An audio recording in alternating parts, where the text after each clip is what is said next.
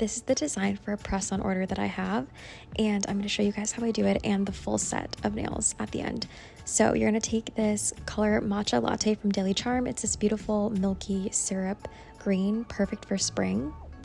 I applied 3 coats of this to my press-on tips, and then I went ahead and wiped away the inhibition layer. So this look requires a isolated chrome design, and I'm going to show you the best way that I like to do it. So what you're going to do is after you wipe off the inhibition layer, you really want to take your time and get a buffer, nothing super heavy duty on grit, just a light grit, and you want to go ahead and buff away the shine. And you really want to take your time for this. If there's any shiny parts left on the nail, the chrome will definitely stick to that.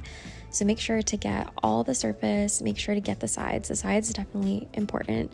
That's something people miss. Get the sides, get the free edge, get the top cuticle area, and just buff really, really well.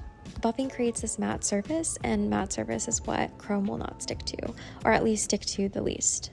I know a lot of people like to use a matte top coat instead of buffing the nail, but I've always found that with a matte top coat, even the chrome sticks to that for whatever reason. Maybe I'm not doing it properly, I don't know, but it's never worked for me, so I prefer the buffing method.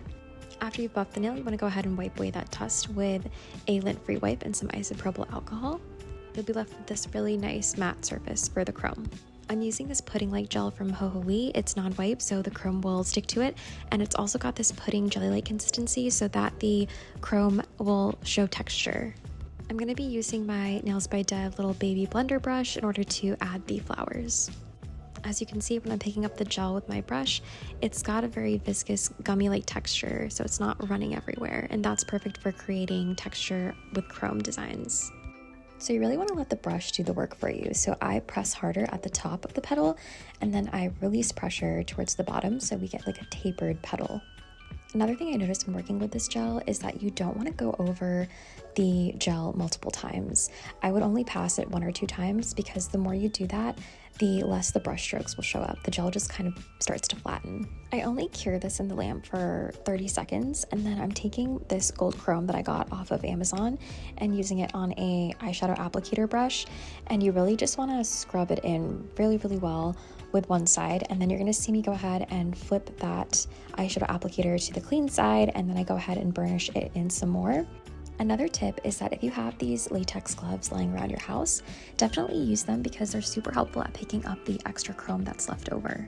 Despite mattifying the base with our buffer, I did get a little bit of chrome that is sticking to the matte portion, so I'm just taking a lint-free wipe with some isopropyl alcohol, and I'm going in with the corner of that wipe and just kind of wiping out as much as I can.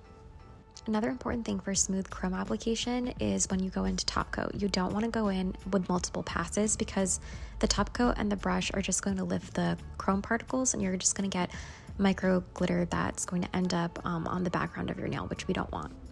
So it's really important when you apply your top coat, you're getting a thick layer of top coat, and you want to use a top coat that's more liquidy so that it can run across the nail pretty easily and cover all those spaces. But again, don't want to go in with multiple passes, and you want to keep a very light touch so you're not spreading the chrome around.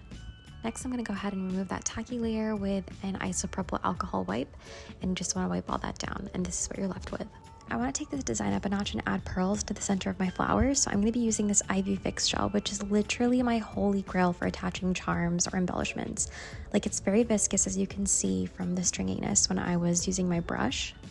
You want to go ahead and apply an even coat throughout the whole nail, and then I'm also going to add a little bit of extra gel into the center of each of the flowers, just so that when I apply the pearls, I will get a lip of gel around that pearl, which you'll see in a second.